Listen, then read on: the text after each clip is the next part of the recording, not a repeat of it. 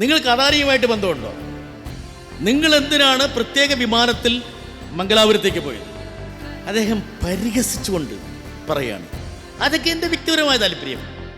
ആര്യാടൻ ജീവിച്ചിരിക്കുമ്പോൾ നിലമ്പൂർ പോകാത്ത മൂപ്പറാണ് ആര്യാടൻ്റെ വകയിലുള്ള ഏതോ ഒരു ബന്ധുവിനെ കാണാൻ പ്രത്യേക വിമാനമെടുത്ത് മംഗലാപുരത്തേക്ക് പോയത്. അല്പം സെൻസുള്ള മാധ്യമപ്രവർത്തകർ ചോദിക്കില്ലേ, ഏത് ബന്ധു? ഈ ആര്യാടൻ്റെ ബന്ധു ഒരു വല്ലാത്തൊരു സാധനം കേട്ടാ. എന്താ കാരണം വെച്ചാലേ, തീവണ്ടിയിലൊന്നും പോയാൽ ആര്യാടൻ്റെ ബന്ധു കാണില്ല മൂപ്പറെ. സ്പെഷ്യൽ എയർക്രാഫ്റ്റിൽ പോകുന്നു. ഈ 3 നിയമങ്ങളും ഞങ്ങൾ ലംഘിച്ച് 15-20 ലക്ഷം രൂപ വാങ്ങി എന്ന് പറയുന്ന 2 മന്ത്രിമാർ ഇന്ന് കേരളത്തിലുണ്ട്. ഈ എൻഫോഴ്സ്മെന്റ് ഡയറക്ടറേറ്റ് ഒരു നോട്ടീസ്, ഇൻകം ടാക്സ് ഒരു നോട്ടീസ്, മിനിസ്ട്രി ഓഫ് കോർപ്പറേറ്റ് അഫയേഴ്സിന്റെ കീഴിലാണ് SFIO എങ്കിൽ ഒരു നോട്ടീസ് SFIO ഈ 2 പേർക്ക് കൊടുത്തു. ഈ 2 പേരും നടത്തിയ നിയമലംഘനത്തെക്കുറിച്ച് ഏതെങ്കിലും മാധ്യമപ്രവർത്തകൻ ഒരു ചോദ്യത്തിനപ്പുറത്ത് 1.5 ചോദ്യം ചോദിക്കാനുള്ള ആർജവം കാണിച്ചിട്ടുണ്ട്? നോക്കുക എങ്ങനെയാണ് നമ്മുടെ മാധ്യമപ്രവർത്തനം കറകളഞ്ഞ ഇടതുപക്ഷ വിരുദ്ധ പ്രവർത്തനമായിട്ട് ഭവിക്കുന്നത്. ഗുഡ്ഗാവിലെ ഭൂമി കുംഭകോണവുമായി ബന്ധപ്പെട്ട കേസിൽപ്പെട്ടപ്പോൾ അതിൽ നിന്ന് ഊരാൻ വേണ്ടി 170 കോടി രൂപ ഇലക്ട്രൽ ബോണ്ടായിട്ട് BJPക്ക് സംഭാവന ചെയ്തു. ലോകത്തിൻ്റെ ജനാധിപത്യ ചരിത്രത്തിൽ ആദ്യമായിട്ടായിരിക്കും എതിർ പാർട്ടിക്ക് ഇലക്ട്രൽ ബോണ്ട് ഫണ്ട് കൊടുക്കുന്ന ഒരു രാഷ്ട്രീയ പാർട്ടി. ഏതെങ്കിലും ഒരു മാധ്യമ പ്രവർത്തകൻ റോബർട്ട് വധേരയുടെ മുഖത്തേക്ക് ക്യാമറയൊന്ന് കാണിച്ചിട്ട് ഈ വിദ്വാൻ 170 കോടി രൂപ ഇലക്ട്രൽ ബോണ്ട് കൊടുത്തു, അതല്ലെങ്കിൽ അദ്ദേഹം പുറത്തേക്ക് ഇറങ്ങിയപ്പോൾ നിങ്ങൾ എന്തിനാണ് 170 കോടി രൂപ ഇലക്ട്രൽ ബോണ്ട് കൊടുത്തത് എന്ന് ചോദിച്ചു. ഇന്നത്തെ ഈ മാധ്യമ പരിസരത്ത് ഒരു ഇടതുപക്ഷ പുരോഗമന പ്രസ്ഥാനങ്ങൾക്ക് എങ്ങനെ മുമ്പോട്ട് പോകാൻ കഴിയും? ചോദ്യങ്ങൾ എങ്ങനെ ചോദിക്കാൻ കഴിയും? ഇപ്പം കാലിക കേരളത്തിൻ്റെ യാഥാർത്ഥ്യം, ഇപ്പം VD സതീശൻ മുഖ്യമന്ത്രിയായി. അദ്ദേഹം എന്തോട് തികച്ചും 1 മാസമായി. ഇപ്പം കഴിഞ്ഞ ദിവസം അദ്ദേഹം ഒരു പത്രസമ്മേളനം നടത്തി. ഞാനിപ്പം ഇന്ത്യ വിട്ട് ഞാൻ കേരളത്തിലേക്കൊന്ന് വരിക, വിരോധമില്ലല്ലോ? ഉണ്ടാ ഇല്ല. അപ്പോൾ സതീശനോട് ഒരു ചോദ്യം, വളരെ അപൂർവം ആൾക്കാർ മാത്രമേ ഇപ്പോൾ സതീശനോട് ചോദ്യം ചോദിക്കുകയുള്ളൂ. നമ്മുടെ പിള്ളേരൊക്കെ ചോദിക്കുമ്പോൾ അവരെയൊക്കെ ഇങ്ങനെ വേട്ടയാണ്. പോട്ടെ, നിങ്ങൾക്ക് അദാനിയുമായിട്ട് ബന്ധമുണ്ടോ? നിങ്ങൾ എന്തിനാണ് പ്രത്യേക വിമാനത്തിൽ മംഗലാപുരത്തേക്ക് പോയത്? അദ്ദേഹം പരിഹസിച്ചുകൊണ്ട് പറയാണ്, അതൊക്കെ എൻ്റെ വ്യക്തിപരമായ താല്പര്യം. ഞാൻ ആരുടെ ബന്ധുവിനെ കാണാൻ പോയത്? ആര്യാടൻ ജീവിച്ചിരിക്കുമ്പോൾ നിലമ്പൂർ പോകാത്ത മൂപ്പറാണ് ആര്യാടൻ്റെ വകയിലുള്ള ഏതോ ഒരു ബന്ധുവിനെ കാണാൻ പ്രത്യേക വിമാനമെടുത്ത് മംഗലാപുരത്തേക്ക് പോയത്. അല്പം സെൻസുള്ള മാധ്യമപ്രവർത്തകർ ചോദിക്കട്ടെ, ഏത് ബന്ധു?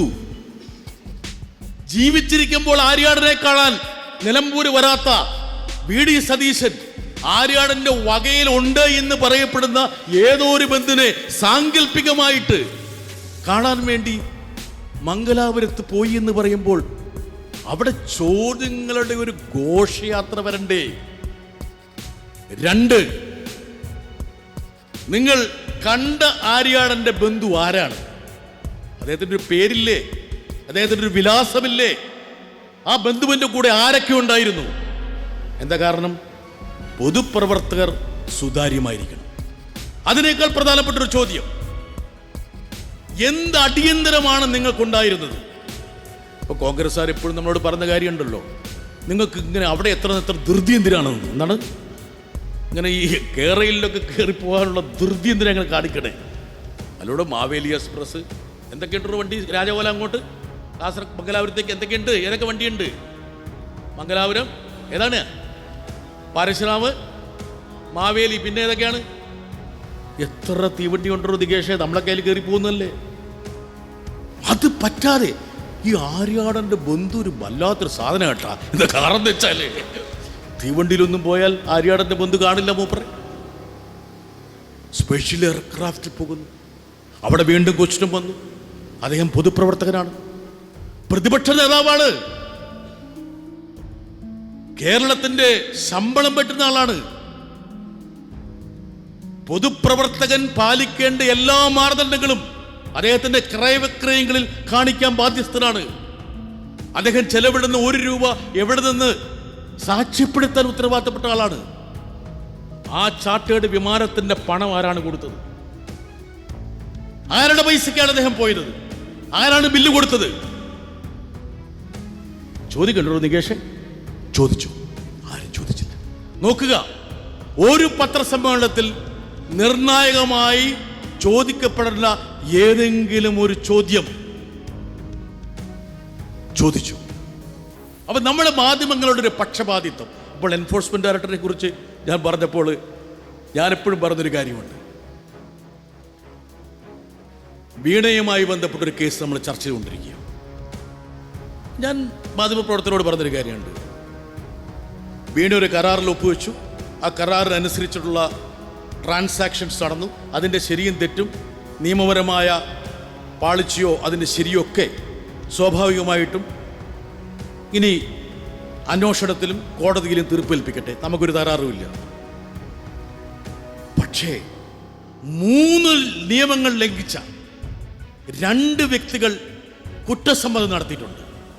80GGB ഇൻകം ടാക്സ്, അതായത് ഒരു രാഷ്ട്രീയ പ്രവർത്തകനോ രാഷ്ട്രീയ പാർട്ടിയോ ഒരു കമ്പനിയിൽ നിന്ന് പണം കൈപ്പറ്റുന്നത് സംബന്ധിച്ചുള്ള ഇൻകം ടാക്സിന്റെ നിയമം 80GGB. 2 RPA ആക്ട്, ജനപ്രാതിനിധ്യ നിയമം. അത് പ്രകാരം നിങ്ങൾ ഒരു രാഷ്ട്രീയ പാർട്ടിയോ രാഷ്ട്രീയ പ്രവർത്തകനോ രാഷ്ട്രീയ സംഭാവന സ്വീകരിച്ചാൽ 29 പ്രകാരം 24C എന്ന് പറയുന്ന ഒരു ഫോറത്തിൽ ആരുടെ അടുത്തുനിന്ന് എത്ര രൂപ കൈപ്പറ്റിയെന്ന് തെരഞ്ഞെടുപ്പ് കമ്മീഷന് സമർപ്പിച്ചിരിക്കണം. ഇപ്പൊ ജോൺ ബ്രിട്ടാസ് എന്നുള്ള ഒരു പൊതുപ്രവർത്തകൻ MP പാർട്ടിക്ക് എല്ലാ മാസവും സംഭാവന ചെയ്യും. ഞങ്ങളുടെ ഭാഷ പറഞ്ഞ ലെവി കൊടുക്കണം. ആ ലെവി കൃത്യമായി 24C രേഖപ്പെടുത്തിയിട്ട് അത് തെരഞ്ഞെടുപ്പ് കമ്മീഷന് സമർപ്പിച്ചിരിക്കണം. 3 കമ്പനീസ് ആക്ട് 1953 ഏത് കമ്പനിക്ക് എങ്ങനെ ഡൊണേഷൻ കൊടുക്കാം എന്ന് കൃത്യമായി പറഞ്ഞിട്ടുണ്ട്. ഒരു കമ്പനി നഷ്ടത്തിലാണെങ്കിൽ കൊടുക്കാൻ കഴിയില്ല. ഡയറക്ടർ ബോർഡിൻ്റെ അനുമതി ഉണ്ടെങ്കിൽ മാത്രമേ പൊളിറ്റിക്കൽ ഡൊണേഷൻ കൊടുക്കാൻ പറ്റുള്ളൂ. ഇനി RBIയുടെ വേറെ ചട്ടമുണ്ട്. 20,000 രൂപയുടെ മുകളിൽ ക്യാഷ് കൊടുക്കാൻ പാടില്ല എന്നുള്ളത്. അത് മാറ്റിവെക്ക്. ഈ 3 നിയമങ്ങളും ഞങ്ങൾ ലംഘിച്ച് 15-20 ലക്ഷം രൂപ വാങ്ങി എന്ന് പറയുന്ന 2 മന്ത്രിമാർ ഇന്ന് കേരളത്തിലുണ്ട്. എത്രയോ 10 മടങ്ങ് കുറ്റകരമായ ഒരു കൃത്യം അനുഷ്ഠിച്ച 2 മന്ത്രിമാർ ഇന്ന് നമ്മുടെ മുമ്പിൽ. അവർ സമ്മതിച്ചുകൊണ്ടാണ് പറഞ്ഞാട്ട്. സമ്മതിക്കാത്ത വ്യക്തികൾ ഈ മന്ത്രിസഭയിലുണ്ട്. ഉന്നത സ്ഥാനം അലങ്കരിക്കുന്നവരുണ്ട്. അവരുടെ പേര് ഞാൻ പറഞ്ഞത്, അത് എനിക്ക് ശേഷം സംസാരിക്കാൻ പറ്റുന്ന നികേഷ് കുമാർ സംസാരിക്കും. ഉന്നത സ്ഥാനം അലങ്കരിക്കുന്നവർ. അയാൾ സമ്മതിക്കാത്തത് കൊണ്ട്, പുറത്ത് പറയാത്തത് കൊണ്ട് ഞാൻ പറയുന്നില്ല. പക്ഷെ സമ്മതിച്ച 2 പേരുണ്ട്. ഈ എൻഫോഴ്സ്മെന്റ് ഡയറക്ടറേറ്റ് ഒരു നോട്ടീസ്, ഇൻകം ടാക്സ് ഒരു നോട്ടീസ്, മിനിസ്ട്രി ഓഫ് കോർപ്പറേറ്റ് അഫയേഴ്സിന്റെ കീഴിലാണ് SFIO എങ്കിൽ ഒരു നോട്ടീസ് SFIO ഈ 2 പേർക്ക് കൊടുത്തു. ഈ 2 പേരും നടത്തിയ നിയമലംഘനത്തെക്കുറിച്ച് ഏതെങ്കിലും മാധ്യമപ്രവർത്തകൻ ഒരു ചോദ്യത്തിനപ്പുറത്ത് 1.5 ചോദ്യം ചോദിക്കാനുള്ള ആർജവം കാണിച്ചിട്ടുണ്ട്? നോക്കുക എങ്ങനെയാണ് നമ്മുടെ മാധ്യമപ്രവർത്തനം കറകളഞ്ഞ ഇടതുപക്ഷ വിരുദ്ധ പ്രവർത്തനമായിട്ട് ഭവിക്കുന്നത് എന്ന് ചൂണ്ടിക്കാണിക്കാൻ വേണ്ടിയാണ്. ഒന്നും കൂടി പറയാം. എന്താ കാരണം വെച്ചാൽ നിങ്ങൾക്കൊക്കെ ഒരു ഉത്തരവാദിത്വം ഉണ്ടല്ലോ. നമ്മുടെ പ്രിയങ്ക ഗാന്ധിയെ ഇവിടുന്ന് തെരഞ്ഞെടുത്തയച്ചതിൽ ഇല്ലോടും പ്രിയങ്ക ഗാന്ധി വയനാട് മത്സരിക്കാൻ വേണ്ടി വന്നപ്പോൾ, നോമിനേഷൻ സമർപ്പിക്കാൻ വന്നപ്പോൾ പ്രിയങ്ക ഗാന്ധിയുടെ കൂടെ ആരൊക്കെയാ വന്നോളൂ? സാനു മകൻ മാത്രമല്ല, കൂടെ വേറൊരാൾ കൂടി ഉണ്ടായിരുന്നു, റോബർട്ട് വധേര. നീ കണ്ടില്ലേ ആളെ? നിനക്കെന്തോ റോബർട്ട് വധേരയോട് ഒരു ചെറിയൊരു ഇതുണ്ടാ.